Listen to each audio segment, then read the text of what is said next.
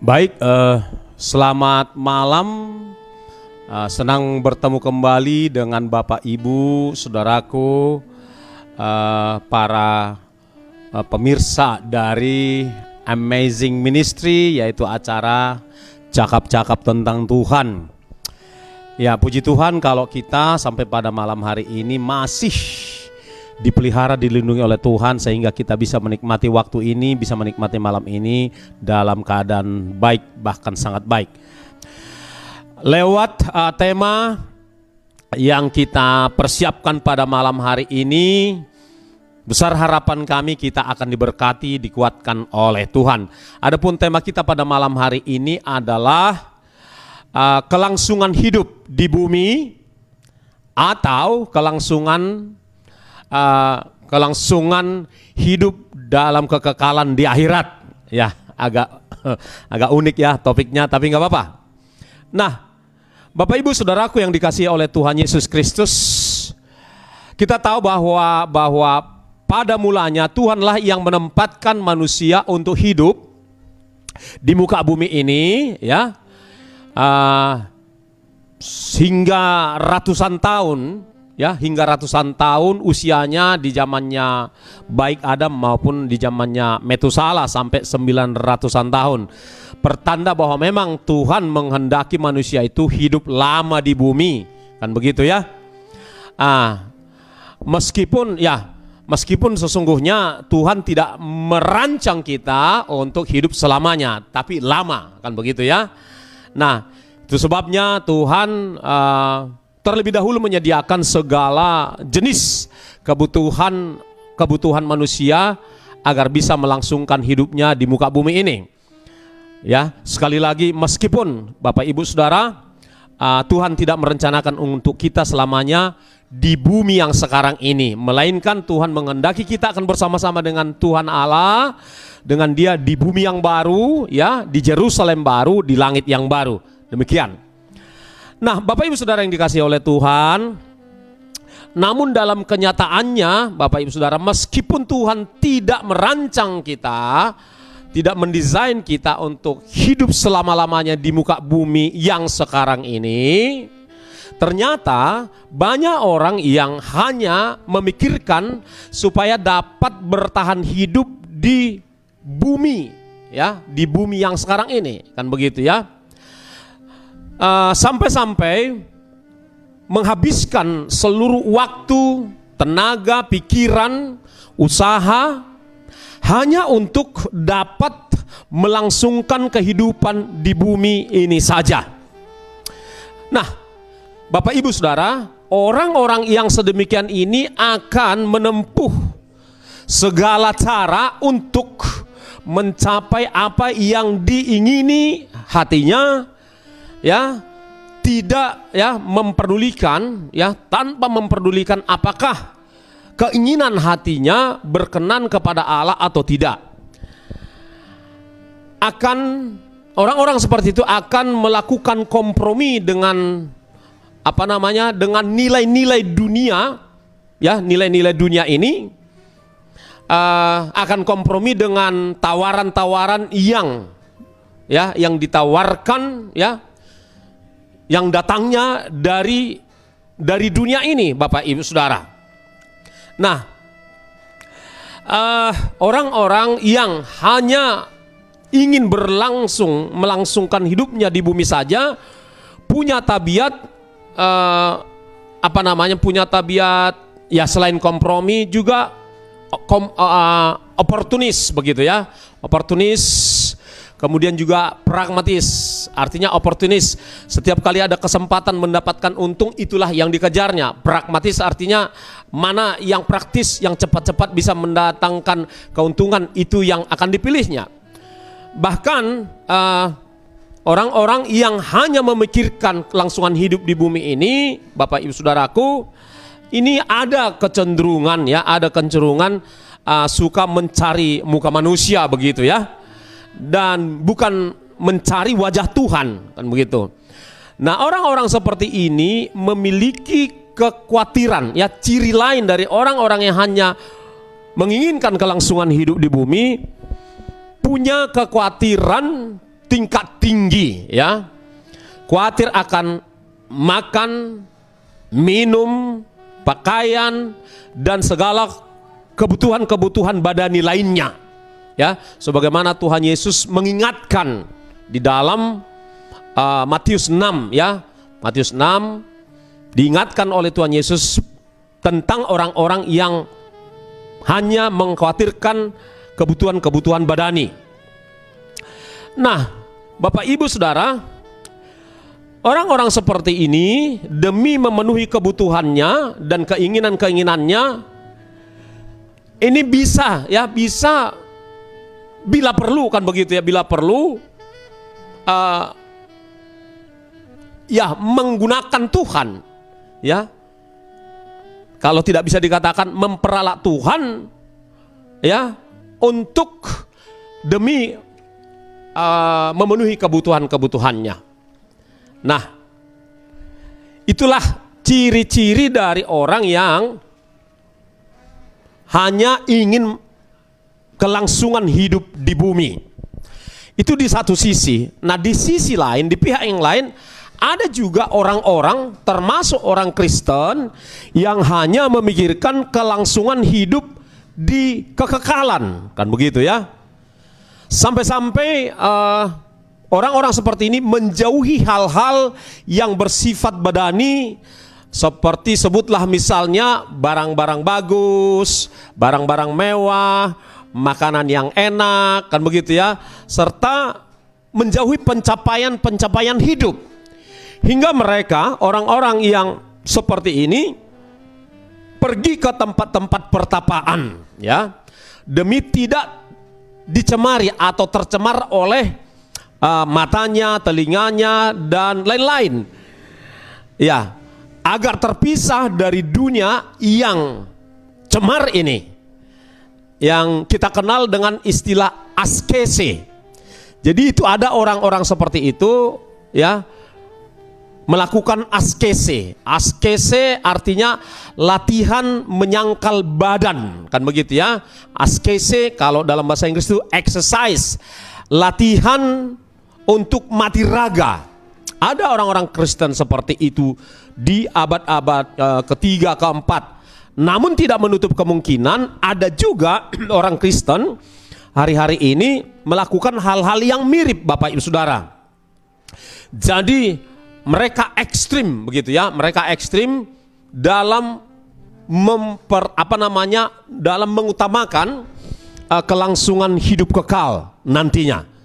Nah, jadi kita melihat ada dua golongan orang, Bapak Ibu Saudara, ada dua golongan manusia yang ekstrim. Satu ekstrim kiri, saya katakan begitu, satu ekstrim kanan. Ekstrim kiri yang saya maksudkan itu terlalu mengutamakan, ya, secara berlebihan kelangsungan hidup di bumi. Sedangkan ekstrim di kutub yang satu lagi adalah terlalu mengutamakan kelangsungan hidup dalam kekekalan, sampai-sampai menjauh dari orang banyak. Nah, Bapak Ibu Saudara yang dikasihi oleh Tuhan Yesus Kristus, dengan demikian sekarang saya mengajak kita untuk merenungkan pertanyaan, mana yang harus kita pilih, kan begitu ya? Mana yang harus kita pilih? Apakah model manusia yang pertama tadi, model orang yang pertama tadi, atau model orang yang kedua? Ya, mana yang Anda pilih, ya? Saya izin bertanya kepada Bapak Ibu Saudara, mana yang Anda pilih? Seperti orang jenis pertamakah atau seperti orang jenis yang kedua, saudaraku? Nah, kalau Bapak Ibu Saudara tanya saya, jawaban saya adalah saya tidak memilih, ya, kedua-duanya. Saya tidak akan memilih kedua-duanya. Saya akan memilih kebalikan dari kedua-duanya. Maksudnya apa? Ya, saya akan memilih melangsungkan kehidupan selama saya di bumi. Karena apa? Karena Tuhanlah yang merancang saya untuk hidup di bumi ini demi tujuan dan rancangan Tuhan, kan begitu ya. Saya tidak pernah minta dilahirkan di bumi, tapi Tuhankulah, Tuhan Allah lah yang merancang aku tinggal di bumi, sehingga aku tidak menghindari kelangsungan hidup di bumi. Ya, hanya saja selama aku di bumi, Bapak Ibu Saudara, aku akan mengikuti agenda Tuhan, mengikuti rencana Tuhan. Untuk apa Tuhan izinkan aku hadir di bumi ini, di generasi aku ini, untuk apa aku hidup. Itu yang bagi saya yang terutama. Jadi saya tidak menyangkali betapa pentingnya untuk untuk kelangsungan hidup selama di bumi.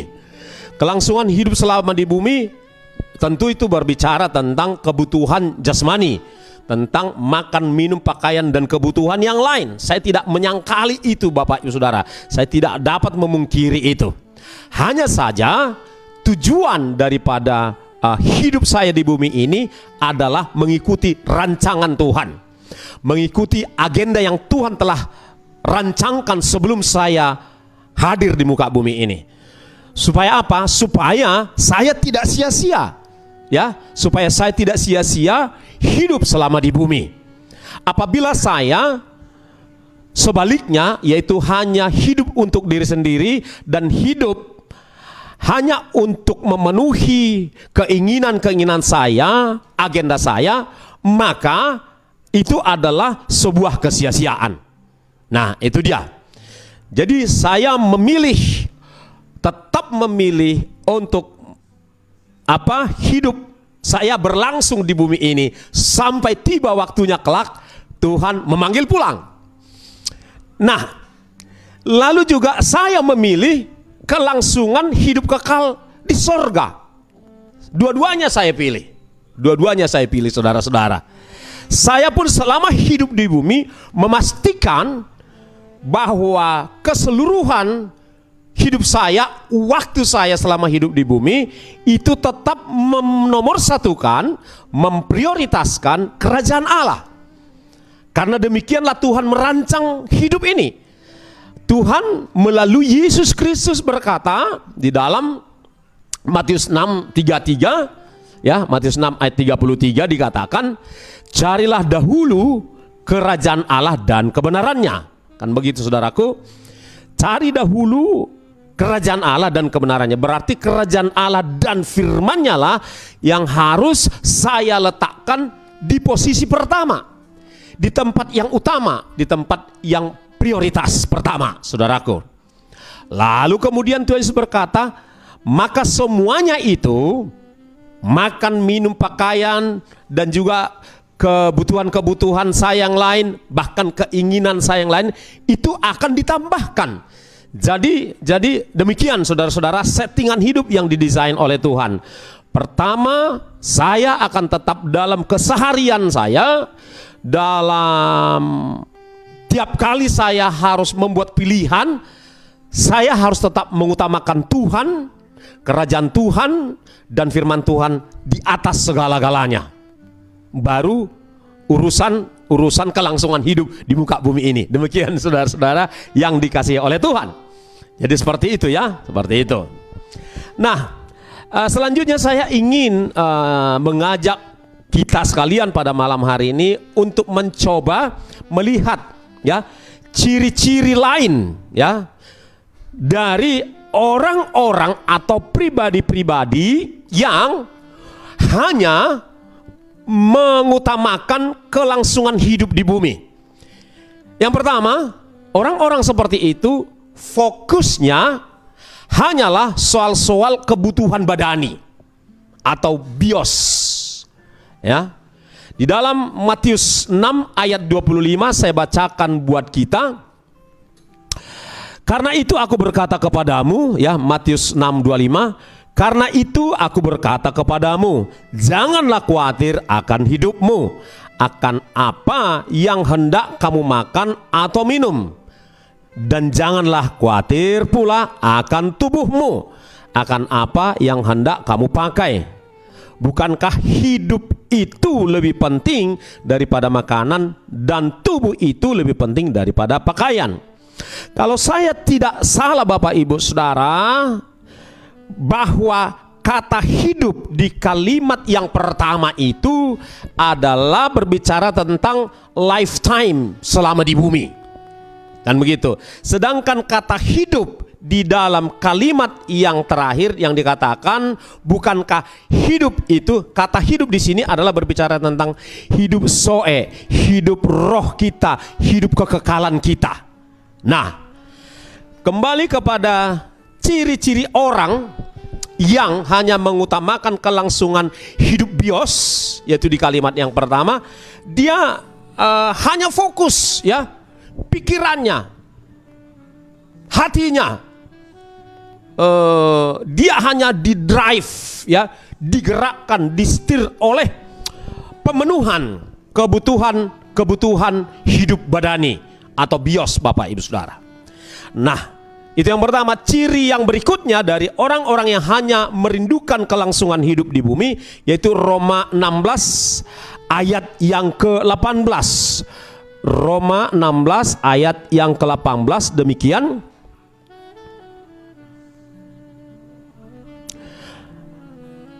Demikian saya bacakan buat Bapak Ibu Saudara sekalian. Sebab orang-orang demikian tidak melayani Kristus Tuhan kita, tetapi melayani perut mereka sendiri. Dan dengan kata-kata mereka yang muluk-muluk dan bahasa mereka yang manis, mereka menipu orang-orang yang tulus hatinya. Bapak Ibu Saudara, orang-orang yang hanya punya hasrat untuk melangsungkan hidup di bumi ini, ya seperti itu cirinya, ya. Mereka tidak melayani Kristus Tuhan kita, tetapi melayani perut mereka sendiri. Ya. Dipastikan oleh firman Tuhan ada orang-orang seperti itu dari sejak dahulu hingga hari ini, saudara-saudara. Doa saya, harapan saya, terutama harapan Tuhan, Bapak Ibu Saudara yang mengikuti acara ini tidak tergolong orang yang sedemikian. Kan begitu Bapak Ibu Saudara. Nah, orang-orang sedemikian itu dikatakan oleh firman Tuhan, kata-kata mereka itu muluk-muluk, bahasa mereka manis, pesan-pesan yang mereka sampaikan itu senantiasa sedap didengar, menyenangkan telinga, menyenangkan keinginan manusiawi. Dan orang-orang sedemikian biasanya menghindari kata-kata yang menyinggung perasaan pendengarnya. Ya. Namun mereka sungguh menjaga jangan sampai kiranya pendengarnya tersinggung. Jadi itu sebabnya mereka menggunakan kata-kata yang manis dan muluk-muluk. Di hari-hari terakhir ini ada banyak kita dengar, ya, kalau kita lihat di TV misalnya, ya, di siaran-siaran rohani misalnya, atau siaran sekuler juga, demikian juga di YouTube, kita akan jumpa orang-orang yang seperti ini. Meski tidak semua tentunya, tetapi akan kita jumpai ada orang-orang yang pesan-pesannya, ya, ceramah-ceramahnya, khotbah-khotbahnya itu, Bapak Ibu Saudara, hanya untuk, ya, dengan menggunakan kata-kata yang manis, muluk-muluk, ya, mereka akan membagikan khotbah yang penekanannya itu hanyalah pada soal-soal apa yang bisa kita dapatkan dari Allah, what we can gain from God, berkat, sukacita, damai sejahtera, pengurapan, kelimpahan, perlindungan, sukses, kesenangan hidup. Itulah biasanya pesan-pesan orang seperti itu.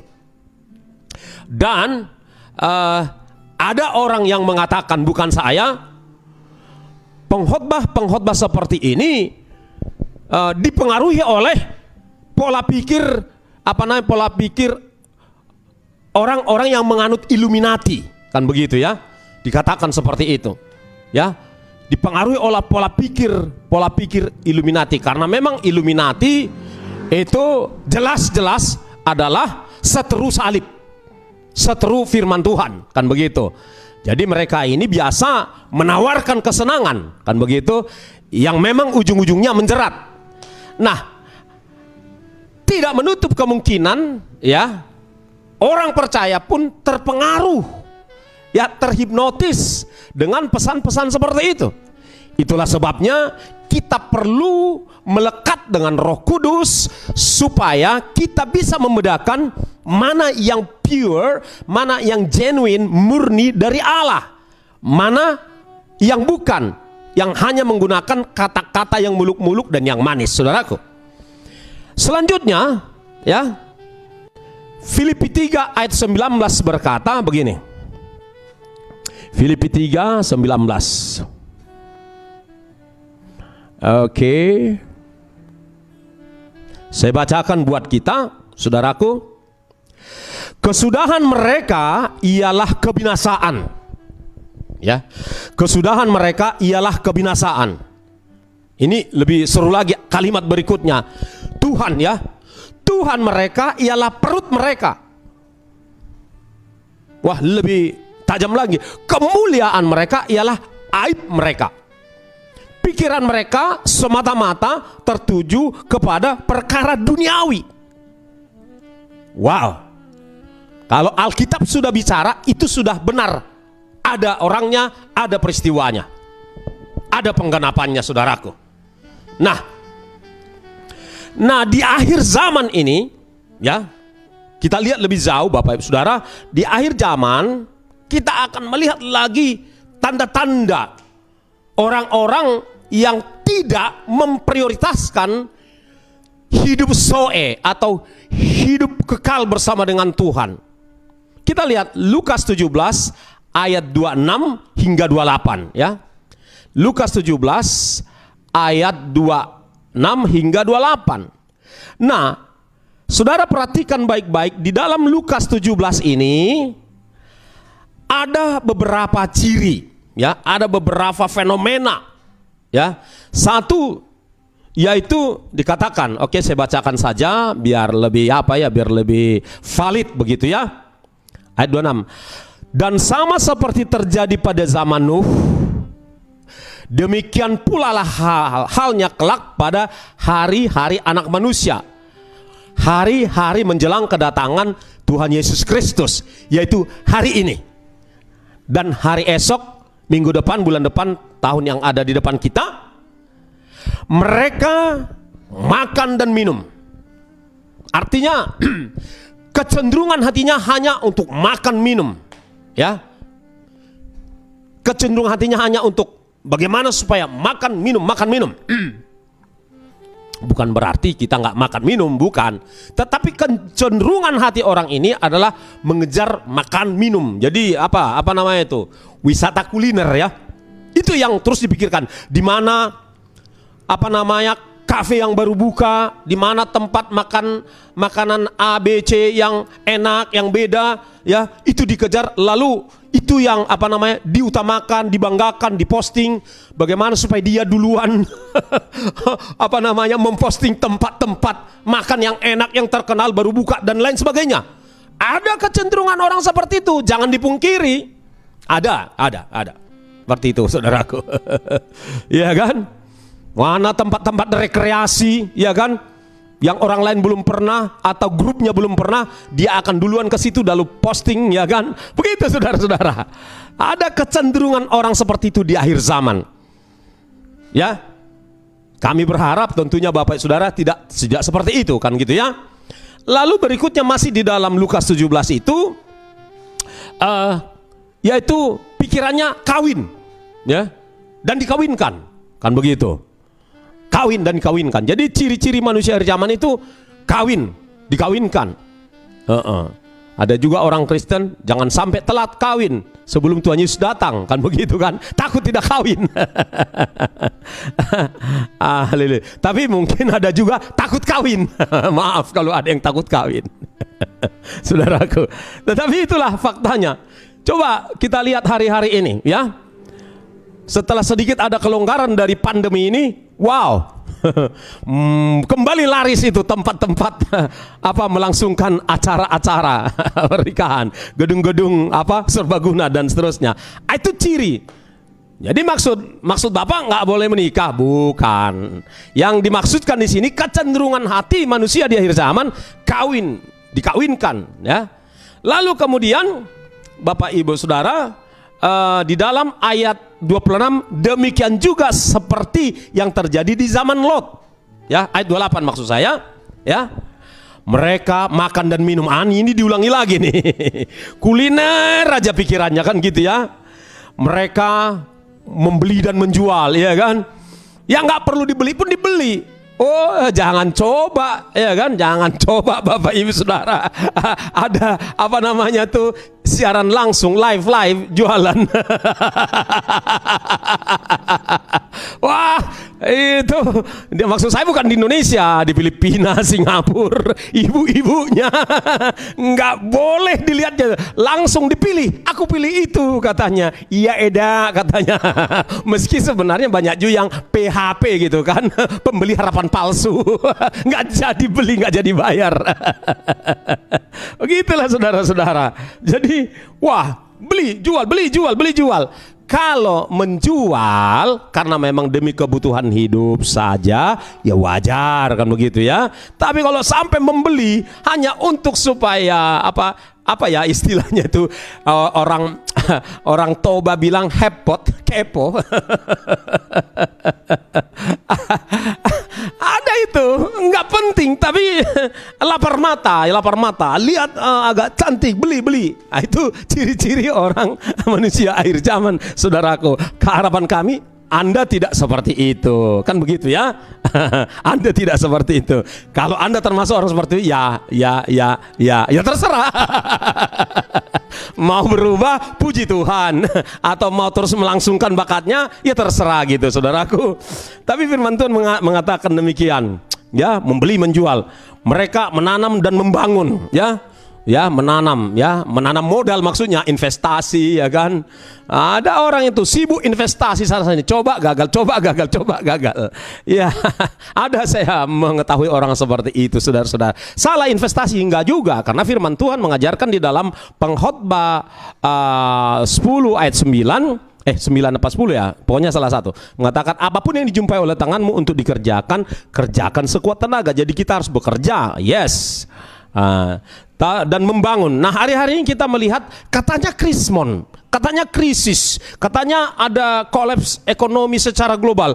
Tapi nyatanya di sana sini pembangunan jalan terus. Itu membuktikan bahwa Alkitab ini benar, Alkitab ini diteguhkan, cocok sesuai dengan apa yang sedang terjadi. Nah, itu ciri-ciri dari orang-orang yang yang hanya ingin kelangsungan hidup di bumi.